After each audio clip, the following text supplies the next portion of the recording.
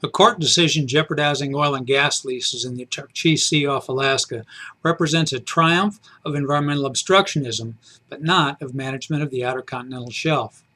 The Ninth U.S. Circuit Court of Appeals found flaws in environmental documents prepared for OCS Sale 193 of February 2008.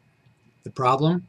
The Minerals Management Service, forerunner of the Bureau of Ocean Energy Management, estimated total production from the leases at 1 billion barrels of oil. Because the Chukchi mean recoverable resource had been estimated at 12 billion barrels, the MMS projection for total production was capricious and arbitrary, the court ruled. This finding second-guesses guesswork.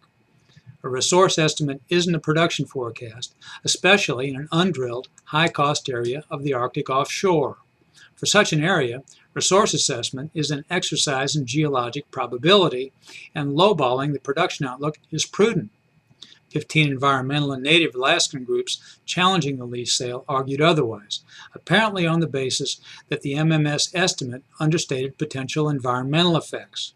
A majority of their geologically challenged honors agreed. The decision probably will delay work on leases held by several oil and gas companies.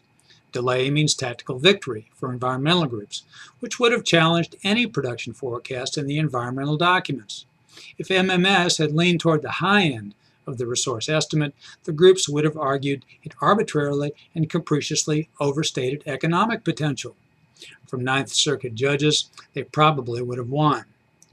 Activist groups don't care about the adequacy of environmental impact statements, and their concern about local environmental hazards is secondary to a grander strategy, foreclosing the production and use of oil wherever possible. A Greenpeace representative made this clear in a statement cheering the Ninth Circuit decision.